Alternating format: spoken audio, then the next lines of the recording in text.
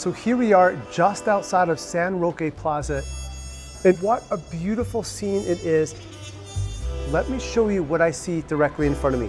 I'm gonna open up my camera app here and take a look at this view. We have this gorgeous sort of dome on this church all the way in the distance. We have this beautiful potted plants. We have this alley, and this is the shot that everyone gets if they stood in this location at this time of day. Now, it's not a bad shot, but at the same time, we could do so much better. And there's a reason why I showed this angle to you. We have a stage, we have this beautiful road right here, sort of snakes through the image, but it's just a foreground without a foreground element in it. We're missing something. Let me show you what I'm talking about. All I have to do is move back,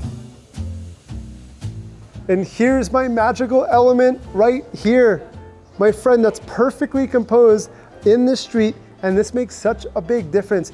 So I'm gonna go ahead and grab this photo here, and I kind of like it, but we can do better. We always wanna work a scene to its fullest potential.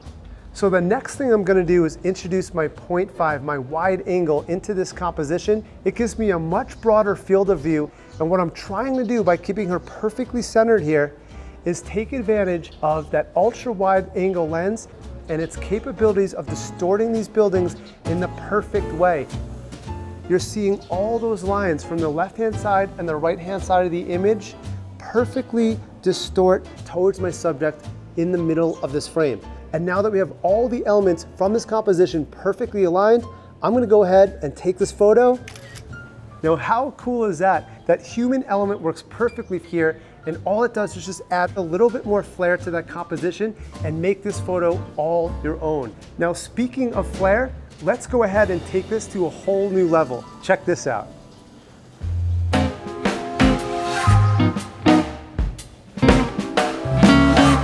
How's that for flair? Props go such a long way to creating a beautiful photograph, and now we even want to take this one step further. Cue the umbrella and let's twirl it.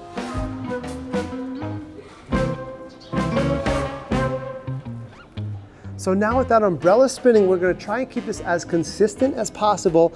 I'm gonna make sure that she's perfectly aligned, that she's symmetrical in this composition. And what I'm gonna do now is activate my live photo on the top left and grab this picture.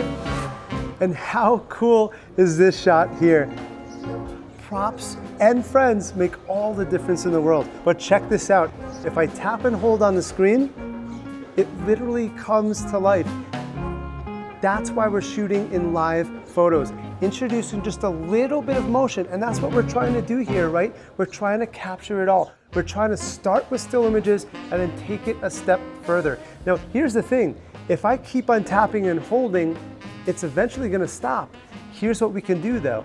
If I tap on the screen here, you're gonna notice I have a few different options here.